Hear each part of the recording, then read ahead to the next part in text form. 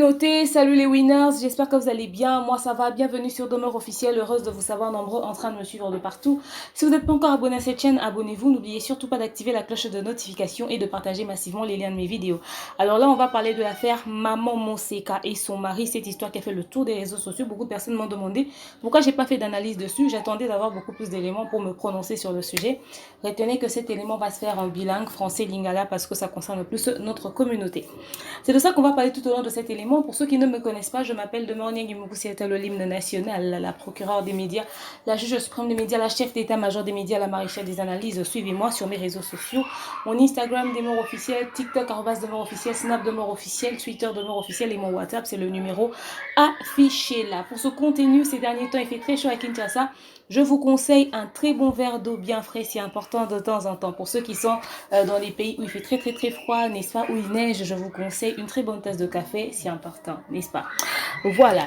Alors, pour tous ceux qui veulent organiser un événement, mariage, anniversaire, demande en mariage et autres, n'hésitez surtout pas de me contacter sur le numéro affiché. Là, vous aurez droit au kit complet, l'organisation, la déco, le service traiteur, l'animation, le tout à un prix très abordable. Également, abonnez-vous massivement sur ma deuxième chaîne, la 21528. Les bonnes choses arrivent, quoi. Donc, c'est plus pour longtemps. Merci énormément à tous ceux qui nous suivent partout à travers le monde. Merci à tous les abonnés de Demeure Officielle. Ce 18 février, nous allons totaliser une année d'existence. C'est grâce à vous que nous avons réalisé tout ceci. Merci pour le soutien. Merci pour un ebo accompagné et tout ça. Franchement, merci énormément pour la confiance. C'est très rare qu'on a que quelqu'un qui commence en une année à soit directement abonné, et franchement, je suis reconnaissante. Merci beaucoup pour ce travail que nous avons abattu ensemble. Voilà pourquoi je vous appelle désormais les winners. Balongi, les vainqueurs, n'est-ce pas? Ça, c'est vraiment la team des vainqueurs parce que Tolongi Pariwana, merci énormément pour ça. C'était déjà en 2 mois qu'on avait totalisé 10 000 abonnés. Et voilà, les choses vont continuer. On espère que pour les une année, tu auras ça la plus. D'ailleurs, j'ai lancé une demande à tous ceux qui veulent que l'on puisse proposer mieux que autres Européens. Salélo, vous me faites 2 fois des remarques comme disant, ouais, Demeure, on aimerait que tu fasses ceci, on aimerait que tu fasses cela, faute de matériel. Je suis limitée. J'ai totalisé une année avec un téléphone. Je fais tout à partir de mon téléphone. J'ai besoin de faire asseoir les choses, d'avoir tous les matériels qu'il faut pour donner un meilleur travail. Alors, si ça vous intéresserait d'accompagner ce travail que je fais, me soutenir en tout cas, j'ai lancé une demande à tout le monde. Je pense que j'avais passé un message en privé à tous ceux, aux personnes avec qui je parle bien sûr. Donc si vous voulez faire partie de ces personnes qui vont contribuer pour que je puisse réaliser ce projet et proposer mieux que ce que je propose jusqu'ici, n'hésitez pas de m'écrire sur WhatsApp à partir de mon numéro. Vos contributions seront les bienvenues, n'est-ce pas? Et ça leur a plaisir. Comme on a que bande au moins balandarayo, soutenir yo pour réaliser le projet. Moi, franchement, je vous fais confiance. Je sais qu'ensemble on va le faire. Merci énormément d'avance.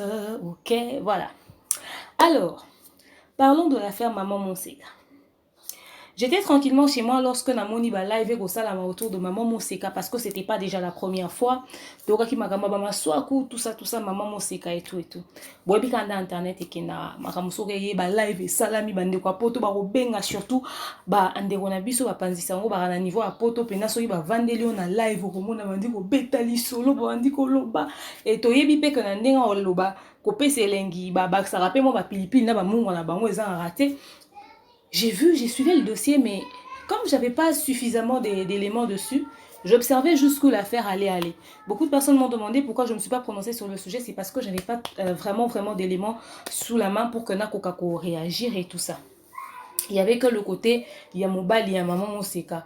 Alors comme généralement quand baka bongwera sur les réseaux sociaux, tout le monde s'en prend na bato à théâtre, bato à kisi, baboto la mibali ya batu, c'est-à-dire cette même version sur laquelle on va s'asseoir et analyser. Pour moi, c'était insignifiant. Donc je voulais avoir beaucoup plus d'éléments. Nitinaka ya priska na sola qui na priska directement na yeba ki côté kuna et puis tout le monde équipé ba parents ya mobile ya priska ne ba leka ki na média. Donc on avait suffisamment d'éléments des deux côtés. Voilà. Alors, dernièrement, nazaki na ndeko barezi baza na pesimbo tesika zomi. Nathalie émission oyo apostaki concernant les explications de Maman Monseka. Nayoki pasi parce que Nathalie a liboso, Nathalie a mibale. Na banza que les a 3 parties cette émission là, à moins que Esuka na 2 parties, je sais pas. Même que soit akabola qui ont combien d'étapes. Mais na landi explication à Maman Monseka. Ezara facile pour na biso ba tout ça ba analyse. to condamner, to couper sa raison et tout. C'est ça rappelle moi difficile qu'on a un juste milieu. Des fois, tu peux ça va conseil de deux côtés. Mais des fois, à un moment donné, tant que sentiment, il y a qui bon mot, tu les auras biso, tu t'as rappelé, tu big nangambo, pendant l'andimi au côté l'angambo. Et puis, bino bino bota la biso. Très souvent, ceux qui boyo qui explication na sentiment pe qui bo moto. Bozo rappel position na bino pour na moto au bon côté là. Et na ba direct bander ko salama. Soki muto abengi pour défendre maman Moseka. Okomona bandeko bako kolanda sima bako lapide mutu wana koloba ke yo koko kote la Moseka te pona nini abazo koloba bazo koyiba mibali ya batu tout ça. Lelo to ki histoire à maman Moseka to ki explication na genèse. Elle reconnaît avoir entretenu une relation avec un homme marié, s'il vous plaît. Akuta ki mobali wana na mwasi d'ailleurs. Il paraîtrait que mobali wana pas na mwasi mususu avant koma na mwasi wana o atiki biso. Et akuta ki couple wana na ba problème au bazalaki nango, na ba conflit au bazalaki nango. Toza miko to aba amikete. Mobali o aza marié soki aye kolinga mwasi mususu ya célibataire. To aye kolinga mwasi mususu libanda kaka dans l'ensemble. Arobetaka lisolo ya malamu ya mwasi na été parce que retourna mwasi no za malamu asavaka yo asokola ko makolo ati aroma isoko uti musalo zongi osokoli adressaka mesa na yo asara nyoso malamu yo kolingela ngai nini. Donc il faut bazala na ba raison moko valable pour ko kolinga basi libanda. Et maman Moseka bobali wana présenta qui est mariage na lokola couple moko a problème qu'il était prêt ya ko se séparer même na mwasi na ye azaki na envoi ya séparation. Et ya mi koti si na kati ya lisolo wana.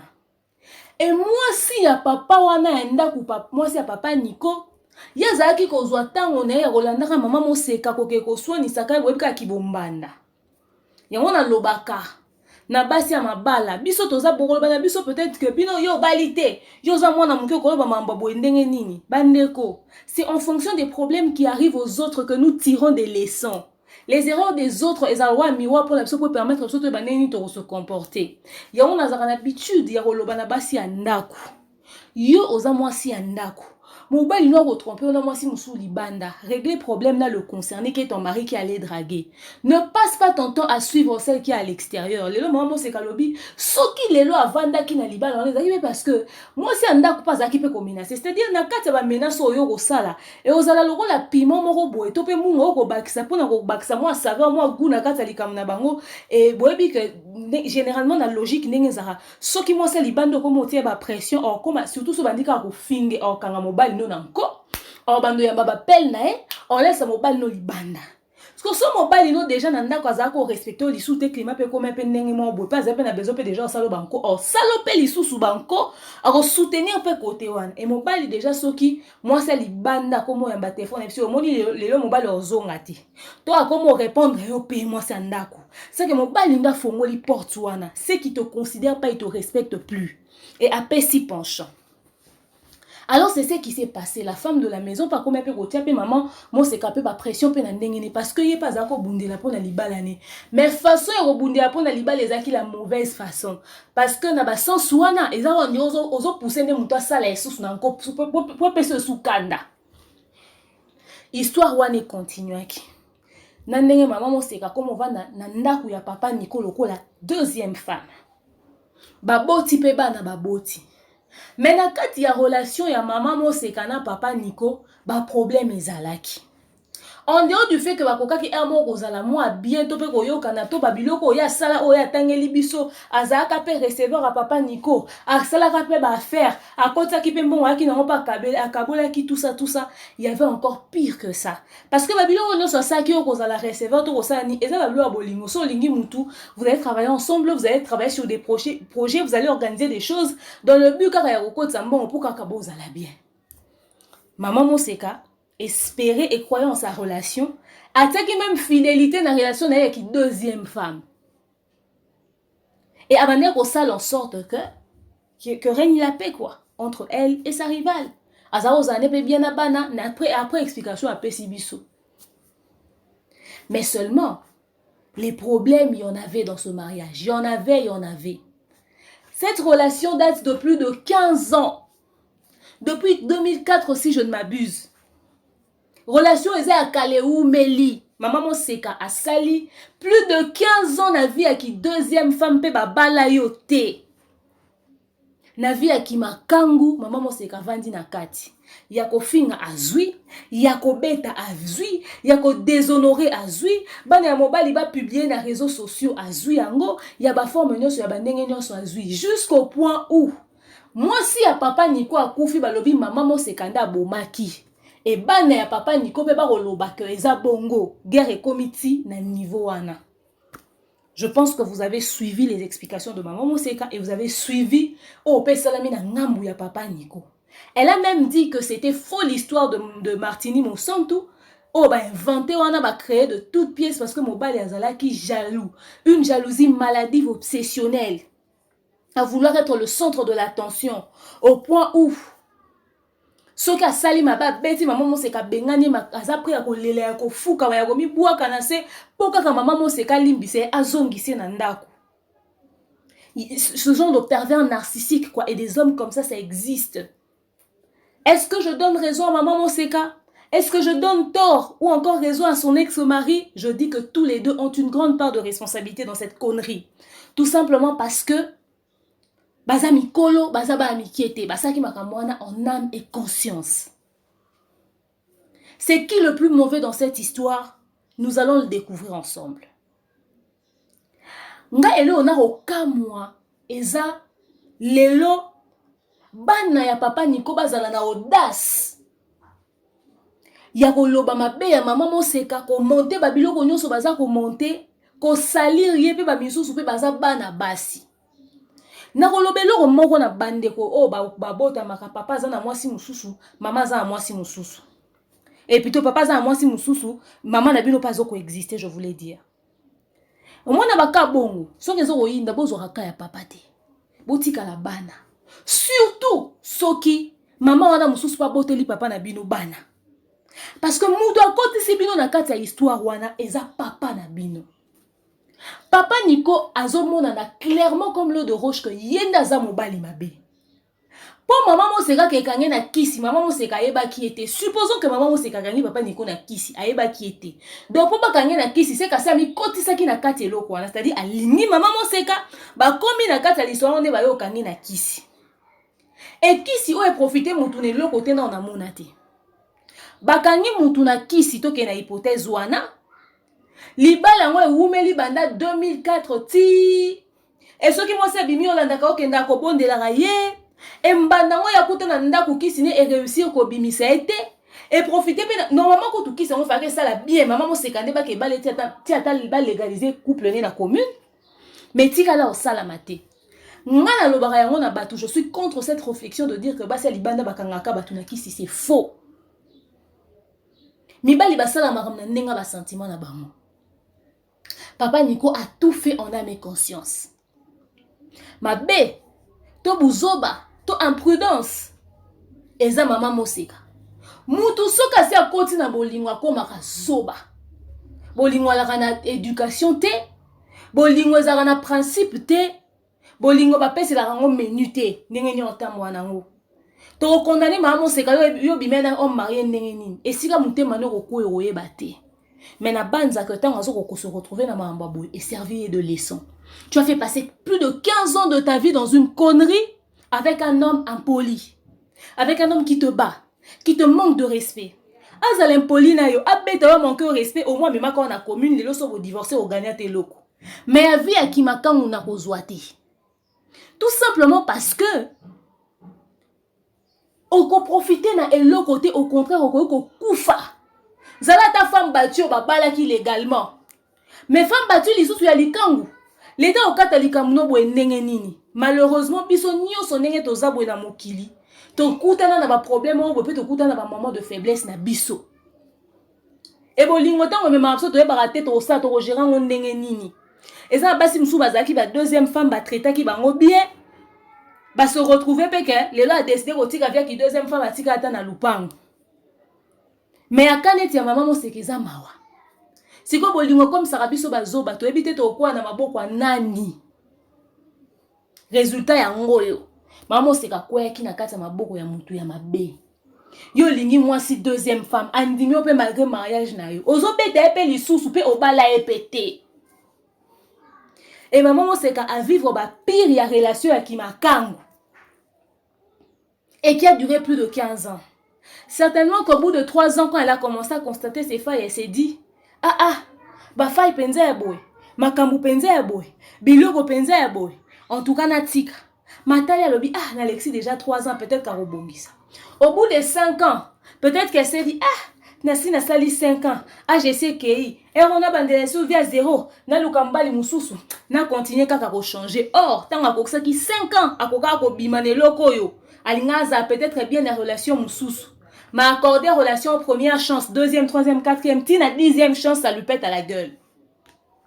Na minute, on a 43 ans, après plus de 15 ans de vie de Makangu, tu bénéficies à une humiliation planétaire. Bana ya mobali bako finga yo partout sur les réseaux sociaux, pe papa ya bana no a respecter ta bolumbu na eto eska kita ki pantalon liboso na yo, aye ko se dénuder na miso batu, ko exposer na lolenge wana. Le résultat est là. Ça nous sert à nous tous de leçon. Ceux qui ont marié à Zolinga yo, et kayo obete la yo ma solo ya moi sinanda kwaza mabe, yebi se tikelanga ma solo wana linganga lobelo yo linge pananga. Ceux qui na ondimo en fonction o yo goloba. Na ondimo en fonction o yo goloba. Mais que moi sino aza mabe wana tika. Parce que muto azo vivre en insécurité na ndaku na libala rolala kuna te. Ndako ngo bisika bazaka malheureux bazaka mabe bakenda ka rolala kuna. Linganga na linga yoto lingana na biso lokwa na ndimi nanga ki deuxième femme to ki makangu meke ya mwasi no zan ndoki aza mabe mokenda olala kuna nde na boyi parce que maman mo sekata mobali na za ko betele bon certainement pendant moi ce pas chance à libala les autres traiter mobali kitoko mabe boy ngana ko corriger na osala imperfection moni mobali ndaza ki mabe maman mo sekazo bete za par ya histoire o ya viva. Peut-être même que cette pauvre femme qui repose sous terre en ce moment a vécu pire que ça.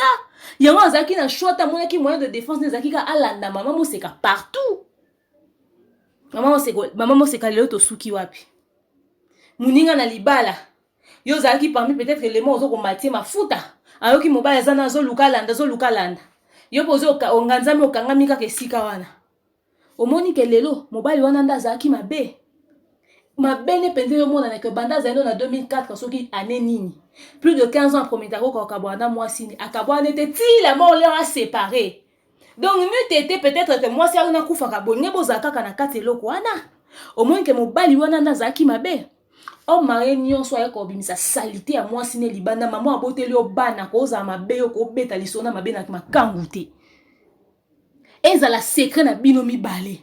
Ce que vous avez ma béone eza penza bongo bo divorce après obete la moi sur ko remplacer obi talanga ina moi sur tozaki na viva ke ba makambu moko boy mais loko aza mama ba nanga na okota na ba détail te mais yeba na viva pire lelo to suki wapi kutu lisolo mama wana tika lobeta ngo na internet te tala lelo yo ko bimisa lisolo nde ya yo mama mo seka ozaki loko la pansement gastrique na esika zo ko estomac ko soin na ndawa libala aye ko sopa makambo epa na yo e bongo nde ba yima wa ninge ba lela kawa mobali abala betela ko ka masolo na bino mibale ya mabe ya mwasi ni telo to suki wapi mwasi na zaki mo santu te aza pe na ba mabe na ye mais nini amona ki te na libala wana pa komisa pe akoma pe mabe bongo parce que so ozana muta mabe o bebisa pe motema na yo o mona na opesa nyonso na omi pesa aoke nanga boy yo be moteme ko bebati o zaka malamu te résultat ya ngoyo mama se komoni omoni sikoyo bana ya papa Nico boza pe basi bozo pe ko finga mama mo seka boza pe ba montage bocha na réseaux sociaux. Supposons que maman se kaza mwasi libanda za mwasi mabe akoka pe ko monter biloko contre maman na bino atiango pe na réseaux sociaux po passer libanda nene on est azami tout beba bino nde bozo ko terni maman mo se ka bino nde bozo ko créer ba problème bino nde kutu eza bozo créer bozo inventer to bozo ba ya solo bo koti na kati ya cœur ya problème wana boza basi boko sepela que mobali na yo bali yo azo moi si musuli bande et tout ça et puis voilà a traité ndenge papa na nazo ko traiter basi normalement bino ko trop posa kota ta ya maman mo sekata kutu bozane ata 100% te bo solliciter pour zaki mbanda ya maman na bino mais boza côté na sens que bon mon que papa na bino ndaza mbuma mabe soka ze papa malama ko tika bino te bo ozata ko se mêler na problème bo ezo kotala maman ya bana ne mususu. Parce que nous sommes au salon na maman moseka. relation na bino na bandeko na bino o mama moseka bote ozani ba on se pendant noka makileza akati mais bon manquer maman bango respect au ternir image na réseaux sociaux en vivre na boko vivre na bino ndenge nini ata pona makile na bino boko ka ko éviter kozala au centre de cette histoire. Si votre papa était tellement bien kaza mutu boko défendre, pourquoi à se permettre ki kozala na relation mususu libanda mi bali musu ba trompa pe basi na banguti abimi na makango libanda ba suki pe ka libanda ba sila na lipe ka libanda mais moi ça nda kwa yebite mo téléphone ezo sonner makango alinga boka biso c'est keba wana madame nanga na linga ba simba te wana mama ba nanga respect. Il y a des hommes qui font respecter les femmes leurs femmes de la maison et pas ma maîtresse na bango papa bino azaki spécial ye a meme libino mama mususu ya munene abote mne pe subana abote mno pe suba ndeko ale papa na bino pe o amonisa mama na bino o boyebi nde siko bino mutu abongo nde bozo o défendre boyo côté là tant ozo permettre bino bosa babilo ko bozo sala wana. Qu'est-ce qui n'a pas fait voir à votre maman? S'il aimait tant votre maman, il allait rester plus de 15 ans avec une maîtresse, avec une autre femme. Après c'est pendaku bazo fanda pas compris na dendaku. S'il aimait autant votre maman, s'il avait autant de respect pour la femme, ce qu'on va dire qu'on respectait pendant moi si à coca ko sala yango votre maman est décédée comme c'est cause en maladie ton a raison songolo pakala que son âme repose en paix tozo retient na marambote mais beaucoup on a que papa na bino yenda za responsable ya carnage onyo sozo ko salama beaucoup za bana beaucoup za d'accord tena ki makango papa mino mais bino beaucoup tata aza mutu papa s'il te plaît maman naza wa maman na biso elle t'avait rien demandé au linga qui etali soka kanga ki na kisi ozui po yondo kende ko linga e do bo bonga mana makam na bino kuna bino boko ko kota na kata makambo te po neti na minute mama déjà ça kufa o boko bunda na po boko ko sa lelo eza po za neti ni mama se kango za pete kana ba buko mapango a gagner ya papa na bino o ke boko za ta bo la te héritage na relation on pas gagner pe yo côté. Soka zaki penza madame atambola na ba Hammer ba Range Rover aza ba boutique na ville wana etandami ana ba chantier azoko tonga nenge na comprendre réaction na bino. Il y a $9,000 nde bo beta lisolo ata compte bancaire à $100,000 te boko tika na bino te bozo potana po ne loroni po boza basi lobi bo bala mibali na bino bakosa mne loko papa na bino azo sala. Le quoi boza basi bosi boko bana ba réflexion misusu ko bade na banda ko mabala boza bato yo fo bo vandi sa papa na nobo bise lelo soto komi boye eza po yo papa okoka ko se ressaisir te yo no memi biso nyoso na kati ya likambo et souci pe ya comportement papa miso ko za pe à la base eloko memi maman na liwa papa mna sa mto côté la terre boka so bo salimo seka bo sambwisi et alors azala mutali boso osamba na réseaux sociaux te batu basambo amiko nyonso oza liboso te akozala liboso te batu musu bazo ba deux femmes ba trois femmes ba faire respectable bango sombi super muta pexi papa no polygamie te mais il était possible de gérer polygamie ne ba musulman ba na ba trois femmes muta gérer a discipliner polygamie ne oza basi mbalo na banda kumi balé OK oza libre ya osala oyo lingi na ba bible kutu batu bazana na ba basi soki combien bazo exister. Mais ça là en sorte que bah si on a mis balé bah c'est déchiré pour la futilité et ça côté que bah on est là malonga papa n'a besoin dans la base il y a scandale si ko papa Nico t'as le niveau aux amo balima b non seulement aux amo balima b mais parle sans y a responsabilité à qui mo bali n'engue ça la to monité. Non, c'est-à-dire, si tu as des problèmes avec Moseka, tu viens régler ça sur les réseaux sociaux. Supposons que tout ce que tu as dit était vrai. Et alors? Tu penses que tu es le seul problème à avoir, la seule personne à avoir des problèmes sur terre?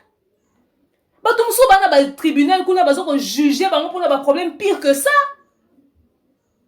Yosa mobile, yon des chefs de famille incapables de régler ton problème en privé. On y est dans les réseaux sociaux. Bah tu vas bengi na appel ba finga maman Moseka yo et arranger nini na problème na yo. Au contraire, obimi un homme faible, un homme irresponsable, incapable de gérer ses problèmes de famille. Olinga ngamboza na deux femmes. Bilo quand bande ko lié so ya kindoki wana ya envoûtement wana. Yo yebaki nzele biso ke luka pasteur te. Et là ozo relaxa koza mo bali mabe ozo ko permettre que bana no ba finga moi si mususu. Oh yo monaki kazaki wa prunelle ya miso pa boteli o bana. Il est possible au bébé na maman moseka. Mais quand ça va na kata ba connerie na hôtel, tu es le seul responsable de ce délire. Et là qui c'est vraiment qu'on est incapable de gérer ba foyer na yo. On est incapable, excusez-moi de dire ça comme ça. Un homme capable va faire asseoir les gens, va parler et puis voilà, c'est tout, on passe. Oh, comme il y a Robenga, obimisi ba voice, obimisi ba biloko, etc. Yo bakabwana noté. Mouto linga kyo ya ofele. Au côté de la vie à maman, c'est capable de détruire. Au PC non, il y a plus de 15 heures qui m'a kangu. Ata près d'autres cas, ma sanga famille ba melate. Au bala ye koutoute. Si vous posez qui près d'autres. D'autres penso papa là ta veste à boba là ta té. Ok, vous ticket na 43 ans. C'est pour l'humilier de la sorte. Si vous respectez mon sécafi à théâtre, to kanza ka koko za bula. Respectez le fait ka boté leur bana. Bana on a lelo na réseaux sociaux bafana batala yo tata na bango ndenge ozo sambwisa mama na bango. Ezaka po biso bana. De toute façon zaka makila na yo, azaka papa na yo, lo biso ko bali oza l'obligé ka ya obengo oza na choité. Mais na kata makambo oza propreté, oza mobali mabe, oza ki na mwasi na ndaku, mwasi na linga ki akomi oza l'obligé ke sona na fi mwasa la théâtre libanda, abanda ko landaka yo, abanda ko regret ki bombanda et tous ces côtés na maladie basi bakomi ko se déchirer na bana bakomi impoli ba finga na mama mususu. Yo kasi soki penza moseka za na vino te bana no bange baza na courage en finga mama moseka na nzela, bange ba monestar. Et ça parce que ce malheur ya côté na vie na yo. Il est possible que bolingana mutu bo sepela ni bo sali oboko sala. So bo bebani bo kaboni pe bien. So li moseka te tikaye, loko aza mosi mabe mutu mso a découvrir ngo, siko lelo. Ba koloba ke batu nyoso yo tangi ke bazaba makanga moseka eza na ya solo te. Mibala nyoso baza ba basi na ba na ndako.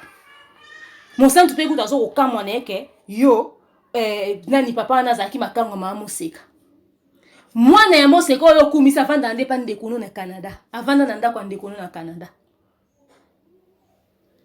Atako tu makama ono seze ya solo na mon internet et alors. Internet bato balinga oyo baka bavia bato bafina bon to yebite. Tokota na bandaka bato nyonso bazala ko simba ba téléphone ba benga na direct ba finga moseka. Tokuta ba salté o sagana te. Ba biso peto ko lo bato pe na ba lot de problème na biso to na ba santu te. Oza mobali mabe. O détruire pas sino nyonso. Ata bano ba ko kote la yo wana. O détruire na mama na bango. Ozangisi mama bango kimia. Yo bini ne sa ko ba ko zanga na mbanda quelque part o la la mikolo so na butu. Oza mobali mabe. Oza mobali, c'est toi le responsable de cette connerie. Oza mobali mabe. Moseka oui, elle est mauvaise, mais yondo linga qui est. Yondo linga qui, bino mosaka na no kosa batulika mo boma mutu ya liwe. Bosala na ngo ba jeu hein. Faut pas vous moquer des gens hein. C'est pas parce que sur internet les gens ont la facilité de venir parler, on a la facilité maintenant de ternir les images des gens. On a le lamu que lingi ko salir mutozu maman ko inventer toute une histoire. Respecte la mémoire de la mère de tes enfants. Tu ne l'as pas respecté de son vivant. Au côté les bambanda. Mais si la mémoire n'est pas condamnée, c'est qu'il faut que paiement. Yo que ko bimisa l'histoire liwa na so ko sûr que maman c'est cause à la parce qu'il y a la justice. Internet a tout ça na moni. Qu'il y a la justice. Papa ou Azamabe. Azamabe, tu ne respectes personne, même pas tes propres enfants. Et tu permets que tes enfants entrent dans ces conneries. Bana ya papa Nico. Boza Mikolo boroba la borobo tapé bana boroko tapé na ba famille na bango. Le karma existe. Maman Moseka. Omoni lelo. Tango balobaka na biso. Mobali ya mutu kozwa te motema pasi to comprendre yango te. Il faut tango likambo zo okoma ndeto ko réaliser. Mais lokola toza batu. Esika bolingwe kozwa yo koyeba te. Soki pe mo mobali soka linga zo ko tia nyonso jeu. Okoyeba te to ko lobango leo to lobi lobi. Mais so muteme keye. Yango wana dans la vie, le plus important faut être intègre. Soka to ozata malheur. Na benga ngwa bongo. To vie coïncider. Quand tomber amoureuse, il y a homme marié. Chose que nous déconseillons à tout le monde. Et là, quand on est raté. Et ça m'a bé. Mais si jamais, comme Elion de moi sur Rolanda Bisso, n'enk naka maman mo seka boy. So kate comme Elio, on s'est retrouvé na kawana ndeko. Respectez-moi ça bato libala.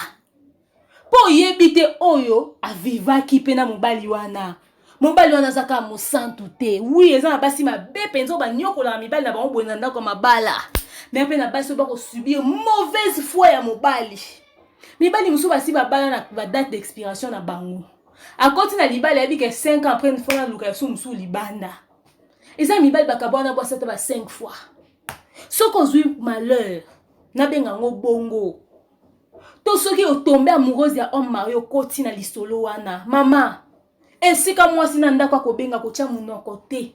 Kokanga mobali ya batu te alalela wana ndako kusu kuno tia mwasi ndako panzi likolo.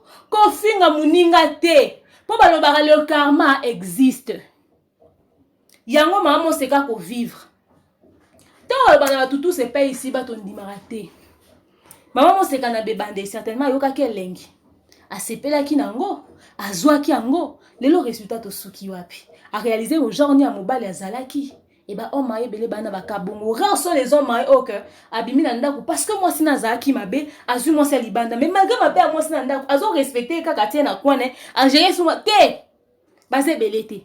Et ça baka exceptionnel, baka isolé. Soko kwei na mobali ya homme marié. Ko semene, ko zalata la base ata ya koswana ya ndako nete. Salata le lili discrète na niveau moko kuta kosakana te. Ba accuser on a nyonso, mais ba accuser te na kozalaka non seulement za na via mwambala na mozaki sous trouble fait. Parce que déjà présence non na kata vie wana ikoza trouble po. Ye koza même sous concentré na yo en occasion za makanti pe na ndako nete. Mais zalata baba. Zalata baba. Et puis son côté sika bongo za na possibilité ko bimo monika ke mabe za bima.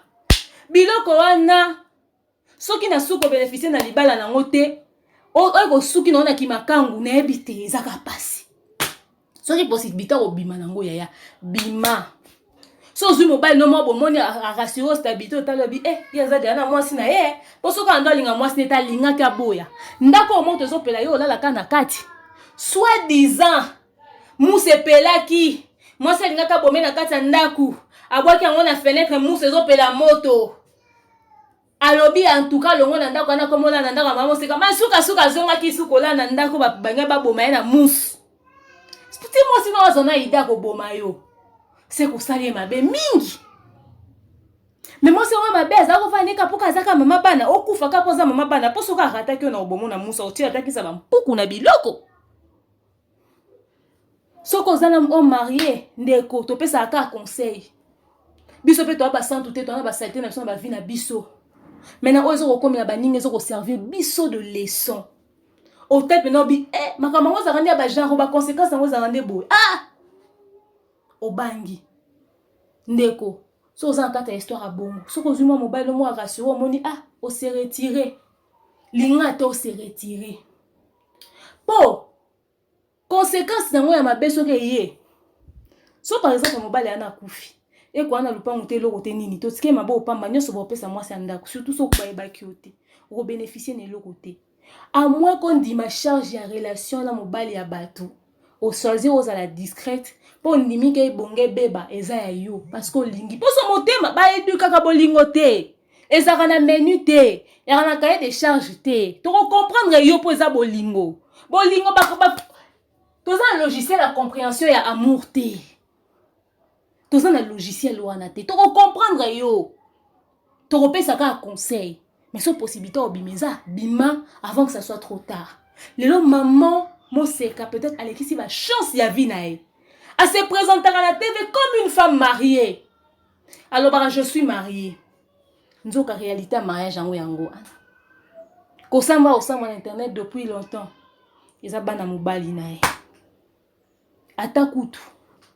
A trompa ki pe papa ni kwango na likangu mususu na mobali mususu azaki pe marié pete le mususu pa azaki ko luka pe atala le mususu moi Théo moko boazo ko linganga quelque part na tala eta Théo ngo peut-être ko rassurer na ko bimawa na ke bala na ngai peut-être qu'elle pouvait se chercher aussi papa ni ko za mobali ya bato siko moi ça ngo pa kufi libala ngo pe fandi pete. Ndeki se mwenye ngeke simba mama na linga bananda kukalati. Mamo se komoni? Toloba nini? Oyeba ki nzambe, oyebi Bible, oyeba ki pe ba conséquences ya babiloko nyonso. Mon mema mena bolingo. Et pour t'occuper AGK, azapeka papa banana yo. Yango ba te beba okufa. Na ba femme maye na mabala ba okufa likolo aza papa banana nga. Aza papa banana se retrouver akufi papa bana tikali. Likamango yango. Tu pouvais sortir plus tôt. Les gens comme bête ils sont à 43 ans. Pas toi 50 ans que tu vas au bal. Nzamba go salo grâce. J'espère que cette fois-ci n'est OK. OK penza. Ozonga li souté. Pour qu'on beto ba beto de 4h à 6h. Violence conjugale et bomaka. Ba se belé ba kufaka. Ko bete al modèle ane ki makangu kaka. Eh! Bilo mususu fo oboya. Omoni résultat, omoni conséquence na banza ke servir de leçon. Na sepeli po parce que moi na papa Nico conseil moko ya bien. Et na sûr que eloko yo komelio lelo. Okote yango bana na yo, oyebisa bango ke botala ngai erreur na sala na bolenge na ngai, botande lelo ndenge futi ngai résultat yango oyo. Soko okute na likama bongo soko okima kima. Bolingo eza lokwa eme benda abiso, eranda abiso très faible. Mais soki moi force ya okime to kimaka. Po lobi to yebite, po soko kutani na mobali ya mabe à détruire yo. Donc papa ni quoi bêta maman musika a balayé a fanissé plus de 15 ans et a s'embrouillé dans les réseaux sociaux. Bah je pense que oui maman musika peut avoir tort par rapport à bamaka musu son comportement et tout ça, mais nanya sumukate to bambeli banga. Est-ce que na banda kuna biso nyonso to yeba mambolé kaka na bato balanda biso na internet. Mais si tu as un système qui dépose à part de responsabilité chez le concerné, la personne qui nous a mis dans cette connerie, dans cette foutaise, c'est papa Nico. C'est lui le plus mauvais. C'est lui. Tu as lapidé papa Nico, tu as rappelé part de responsabilité dans mon pas les malades morts. Yo êtes incapable de répondre à salité à famille na yo. Maintenant tout le monde est propre teint. Tout le monde est papa mort trouble les fêtes. Banane bazo sala bazo manquer ba tout respect internet ba osambwisa bato boza famille des ordres na ba beau fils ba rolinga ba bala bana ne ba obanga yo papa bokilo lolengo o tanga soka ke maman mo se kaza mabe akoy mabe na kata vino ou va ne plus de 15 ans yo ba sinyo so mabe obomba bango plus de 5 ans na vie na maman ba ndo bomba maman se ko bomba papa nikonda mutu mabe parce que en ce moment maman mo se kaza ko vivre au moins si wana a vivre na ndako. Aïe découvrir plus tard vrai visage ya papa Nico. Malheureusement, bolingozo rememaye azota peka papa banale msou âge or. Et si kazaki na position na artiste, na moi succès azaki na moi na possibilité pe ya ko rencontrer pe mutumo pe ya bien atie pe en valeur. Mais azako vivre na mutumo bo o ane ko gérer sentimentalement, émotionnellement. Et ba mi ba le bongo ba existaka. Soki ezaka rapport liwe kangaka batu minoko. Baswana rane bembete basamba rane bembete. Cette pauvre femme que son âme repose en paix, sorazaki na bomo yepazaki na version alingaka bete la biso parce que aviva pe rose te et sorazaki honnête. Parce que batu mingi batiaka kaka responsabilité s'il y a des structures en mariage na ma peka ya mwasi o azali banda. Or, mobali nezo ko kuna yenda zo bimisa mbongo yenda zo ko sabande ko potia ka hypothèse à qui citer. Botaraka hypothèse ya qui citer, je vous dis la vérité. Ezaraka ka qui citer, on les a masolo bazaka obete la rabiso. Mais so ko yebi réalité lelo, botuna mibali ba yebi sabino, lokuta. Ezaraka ka qui citer. Parce que lelo so tobito moi si wana so ki faka loba, ça so pe ba o ya viva na ndaku na ye. To linga peto yo kapé makambu. Et to linga peto tomber des nues. Papa Nico aza mo santo te ba dozo ko défendre boye. OK, maman mo se kasal bo, maman se kana kanda koko loba maloba sur bana wana parce qu'elle est énervée parce que ba fingi ba sambwise. Aza muntu, ako péter un câble. Mais papa Nico, il est très dangereux. Peut-être bo se rendre compte na ngote. Tozo ka hypothèse ya o maman mo se kazo ba supposons que c'était vrai bien entendu que papa Nico akoko bete lelo ya kangi biloko abimi azongi. Alobi ngai libalo esili na ke. Papa Nico kwa na kolela, ko bondela e, ko sala bo ayazongi. Akwa beti e lisusu. Ko lobane ke mobile ya lekinga na nini, ya sandenge nini. Ou encore ngaba kabwana na te so na kabwana, to kabwana na omona.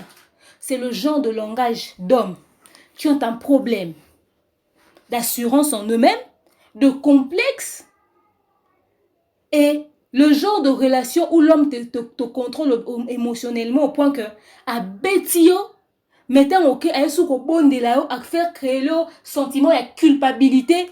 Ba relation à modèle wana c'est des relations toxiques qui tuent. C'est dans ce genre de relation que beaucoup de femmes bazo vivre bazo koufa. Un homme qui arrive à manipuler tes sentiments, tu prends une décision et tu retombes dedans.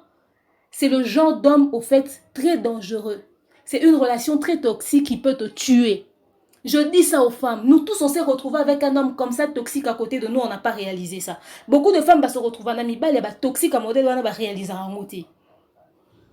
Une relation où tu ne sais pas faire respecter tes sentiments, et puis ils ont comme un mix, surtout vers un homme qui te bat, qui te trompe, qui te manque de respect, qui te bat, qui t'humilie, qui ne t'a pas honoré, mais qui joue avec tes sentiments comme ça l'enchante. Tu sors, il te fait revenir. Il joue avec tes sentiments, il pleure. Il connaît déjà ton point faible.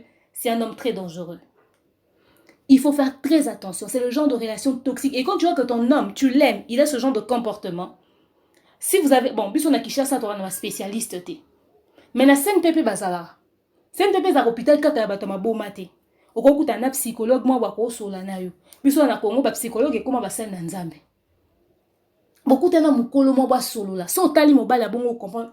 Il y a un problème. Certainement qui souffre d'un complexe, d'un manque d'assurance ou d'une situation, d'une chose. Et surtout que, ce qu'on a personnalité publique et que tu es un homme qui te gère comme ça, c'est qu'il souffre du complexe du regard des autres. C'est-à-dire, il a peur que toi, l'équipe peut-être dans mon ton influence, tout ça, ou des choses comme ça. C'est des choses vraies qui existent. Et il va jouer avec tes sentiments comme ça. Et quand tu retombes tout le temps entre les mains d'un homme comme ça, à cause de ça, tu peux mourir. À cause de ça, tu peux perdre ta vie. Ces genres de relations où il y en a tikalika rapona bana, et ça, la relation est bomarabatu. Parce que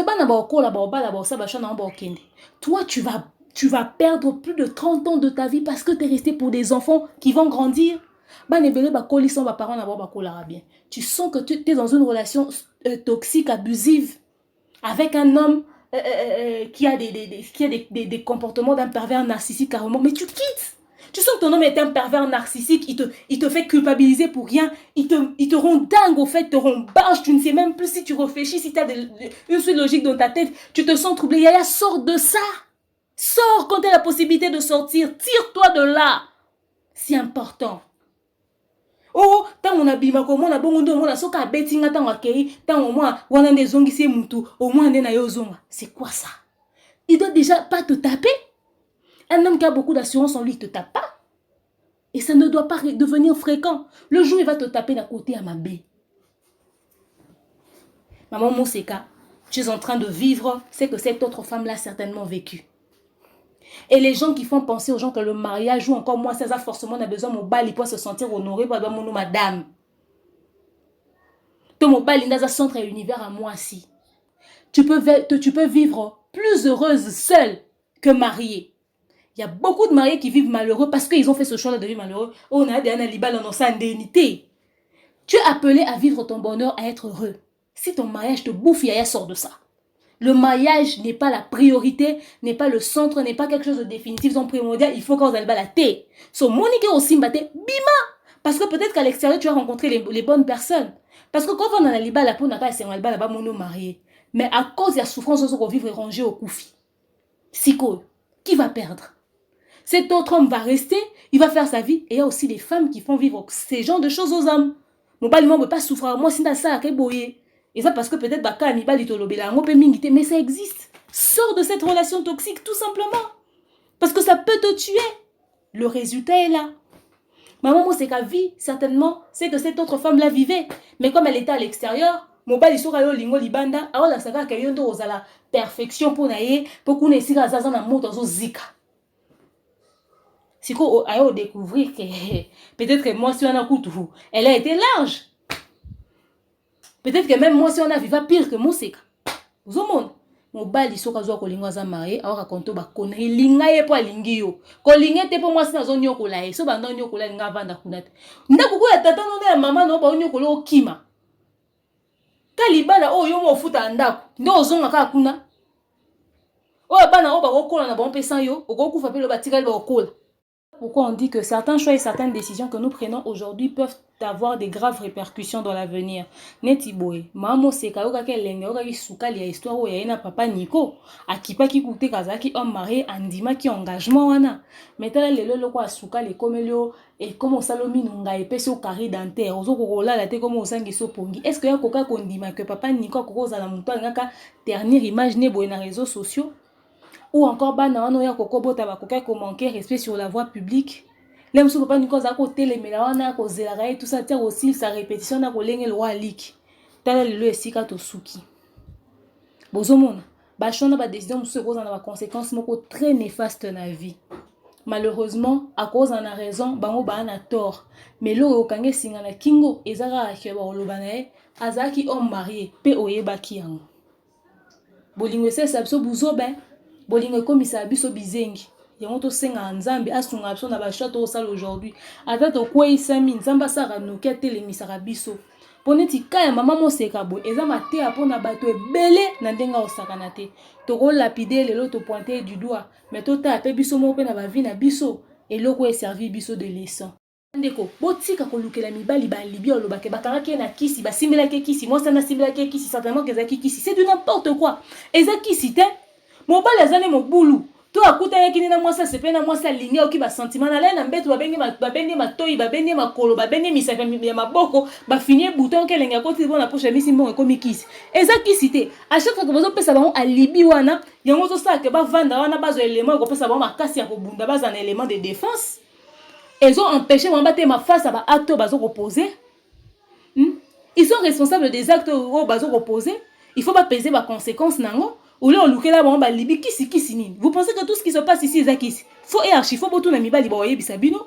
Ba ça la mon âme et conscience. Très rares sont les hommes qui ont été envoûtés pour se retrouver dans ces histoires là. Dans la plupart des cas ba ça un sentiment là c'est normal ba batou. Bazo ko côté ma face à ba responsabilité na monter face à ba acte ba poser parce que puis nous bo memeli ba libi à kisi. C'est faux et archi faux kisi eza wana te. Eza muto sali kambu il faut assumer yango. Tout simplement. Bomba. Papa Nikonda muto mabe. Ce qu'on a bandé qu'on a pu savoir pandisa mon apôtre na lobby en tout cas kobeta masola ba via batuza ma bête mais est-ce que boye ba que ça part de la réputation des gens ça relève de la vie privée mais également bazana ba bana toko ta ba vu na mino tota mam na bino na famille na bino mso bo na ba kamo pe kanete ba papa Nico to ba tunyo so boya ko lobilat bobeta so pe so ba cousin na mino to ebite. Et aussi, nous avons commun que membre de la famille n'a pas samba boy na réseaux sociaux. Ba accusation bo sala rabato. Au poison, au théâtre, au kindoki, au kisi. Moi, je fais partie des personnes qui ne croient pas à vos conneries là. En tout cas, pas à 100%. Dans ce que vous dites, il y a toujours une petite part de vérité. Mais en grande majorité, c'est des mensonges. Natala ba live na bino de fo batinde la nga balia. Na okara surtout papa mo boy. Papa na sia benganga na mamba penyel. Il y a Axa Olangi, il y a Eliane Bafeno, il y a Priska. Papa na eba maman bavia batu nyonso et c'est la même voix. Et puis soit ça kangyo na appel. Tout soit ça kangyo na ba voice. Bon mon a on analyse à peine ça sur ma batu mingité parce que moi je me dis qu'après ça relève de la vie privée. Néra na lobinda ndambu après na mi bendi. Parce que toi basan tout est trop lapida batu mingité. Toi to sali to zongi, toi to sali to zo ba sujet muso to lobeleza na ba Congo c'est les réseaux sociaux. Mais au peine relève ba dossier sensible de la vie privée. Je m'abstiens énormément. Parce que tout ça basan tout est la vie est remplie de réalité. Parce que derrière l'explication de papa Nico, il y a un gros mensonge. Et derrière l'explication de maman Moseka, il y a aussi un mensonge.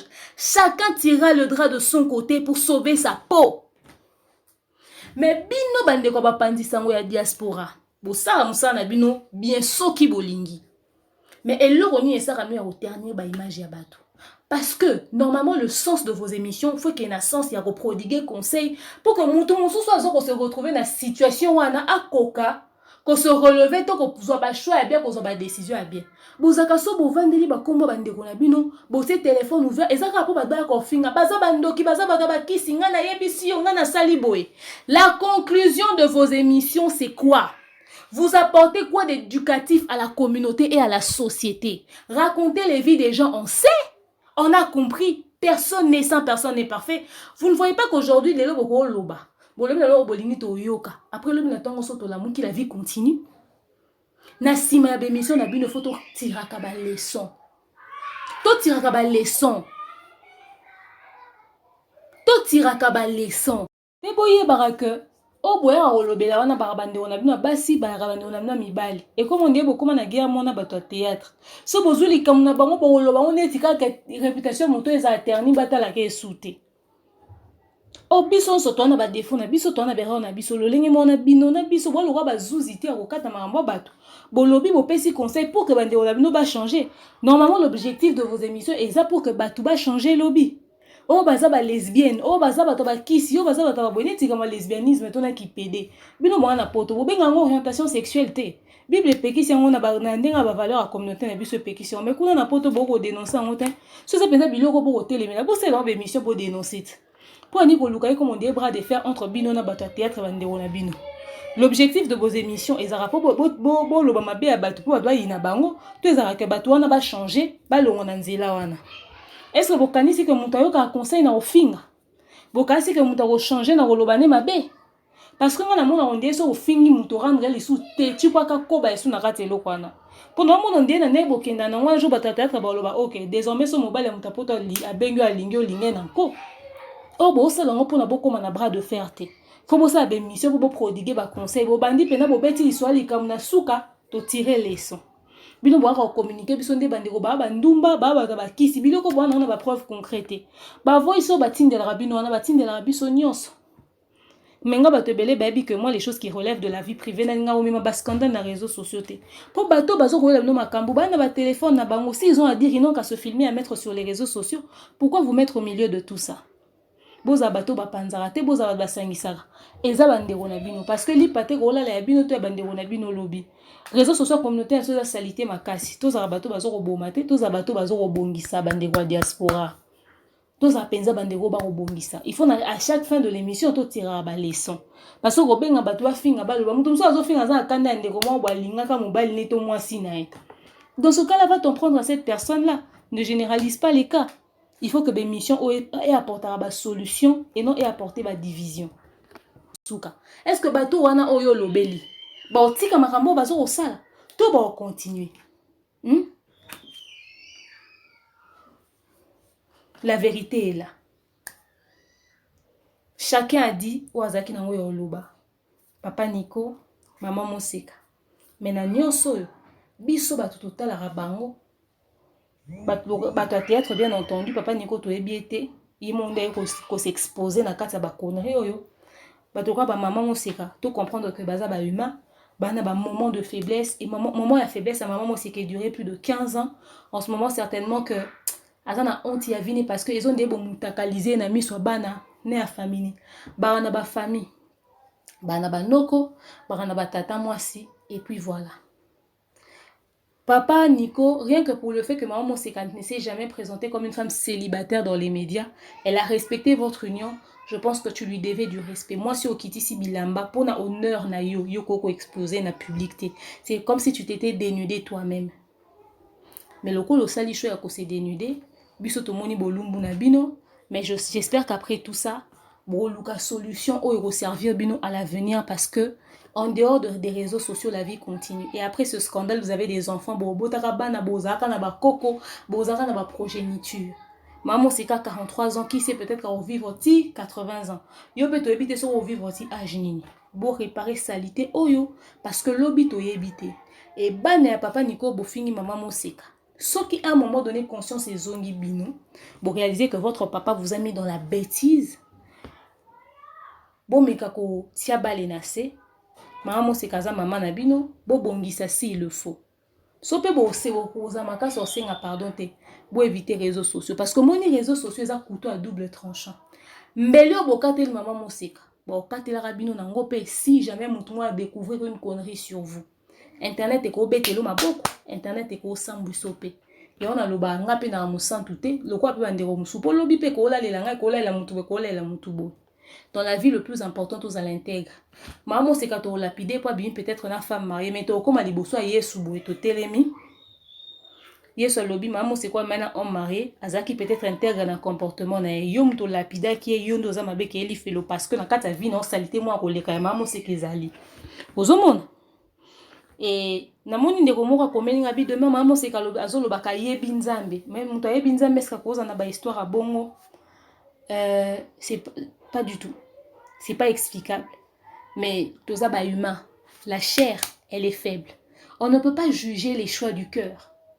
Seul Dieu sonde les cœurs et les reins. Mais le roi toza na vie à communauté à société, to pesi conseil par rapport à ba principe ya vie humaine que eloko basala ka eloko basala raté. Mais conséquence c'est corrigeaka mieux que conseil. Mba mususu mamo c'est ka bazaka ko pesi ba conseil na bato atiaki akanga matoi. Mais o azo ko vivre lelo ezo ganga ko leka ba conseil ba pesa qui et c'est après plus de 15 ans qu'elle réalise qu'elle était dans une connerie et c'est déjà tard parce qu'elle a consommé. Azanaba na maboko, elle va reprendre sa vie en main, c'est vrai, mais après combien d'années? Or, na l'époque on a peut-être encore vivre une vie meilleure. Bato to monaka, to jujara bangote. Namoni bandeko bakomi ah demain on a finga ki maman seka na loba ki vraiment et tout ça à s'expliquer na ki maman nzo kezaki ndeboy. To jujara batute kana en fonction otozo yoka. Tout ce qui se raconte sur les réseaux sociaux ne sont pas forcément vrais. Mensonge ezaki belé parce que eza miroir pour n'enternir bato. Lobi boko yoka histoire mon pe pour na ko zapper lokuta. Bokuna ko yoka pe histoire mon pour na ko zapper lokuta mais quand tu fais confiance à quelqu'un, ato yoki kezaki ya solo lokola oyebi ka yo poza muta masumu. Au pesi conseil, au continuer chemin na yo que Dieu seul a jugé batouana. C'est ça que nous faisons. Yango bo constater na demeure officielle ba fait des sociétés à ba scandale ya bato. Nya ka lobi ndambu na préféré na continuer na betana masole belé à musique to lobi ndambu to continuer na so maramna biso mususu parce que vie eza remplie na ba mystère et belé était abisso. Dites-moi ce que vous avez pensé de toute cette histoire dans les commentaires.